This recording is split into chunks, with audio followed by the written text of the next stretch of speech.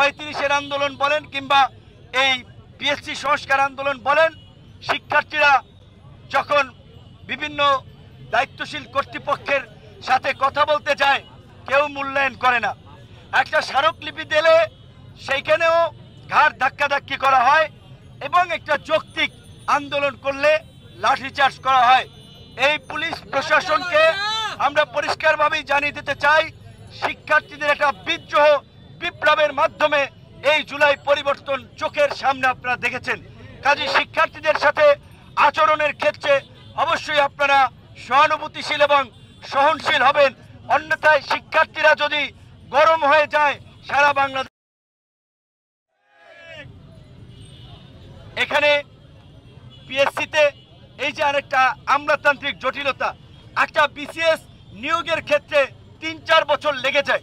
আমার মনে হয় যদি কর্তৃপক্ষ চায় 1 বছরের মধ্যে নিয়োগ প্রক্রিয়া সম্পন্ন করতে পারে এবং আমরা অনুরোধ করব 1 বছরের মধ্যে এই নিয়োগ প্রক্রিয়া সম্পন্ন করার, এবং একটা পরীক্ষার দেখা যায় রিটেন চলে, আরেকটা পরীক্ষার ভাইবার ডেট দিয়ে দেয়।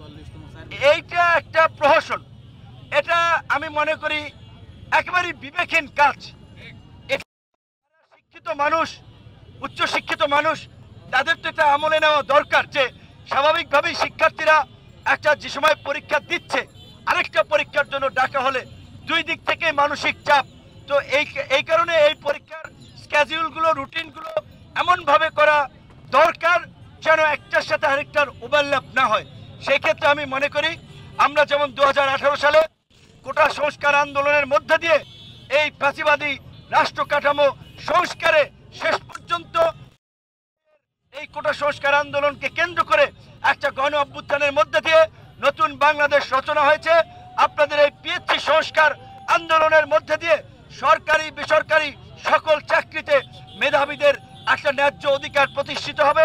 আপনাদের এই আন্দোলনের সাথে আমরা আছি, আমরা পরিপূর্ণভাবে সমর্থন করছি। যথাযথ কর্তৃপক্ষকে বলবো তাদের এই যৌক্তিক দাবি কিভাবে অ্যাড্রেস করা যায়, কিভাবে ইমপ্লিমেন্ট করা যায় সেই বিষয়ে আপনারা নজর দিন। আপনারা ভাববেন না এসি রুমের মধ্যে বসে থেকে আমলাতান্ত্রিক জটিলতা করবেন, কমিটি করবেন, প্রতিবেদন দেবে, এইগুলা করতে করতে 6 মাস লাগাবেন। শিক্ষার্থীরা কিন্তু এত সময় দিবে না, কারণ আমাদের অনেক অভিজ্ঞতা আছে। একটা চলন্ত আন্দোলন একবার যদি থেমে যায় এই কর্তৃপক্ষ আর কথা রাখে না। তাই আমি আপনাদেরকে বলবো, আপনারা যেহেতু নেমেছেন, অনশন করছেন, আপনাদের অধিকার আদায় করে ঘরে ফিরবেন।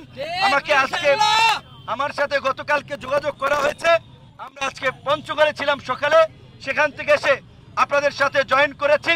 যে কোনো সময় আপনারা ডাকবেন, আমরা আছি। ধন্যবাদ।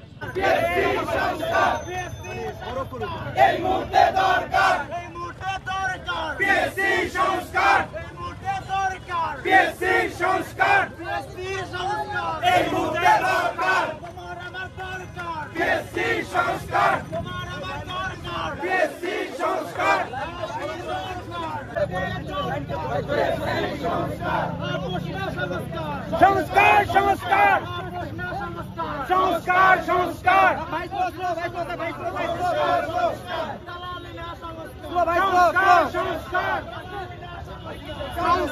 সংস্কার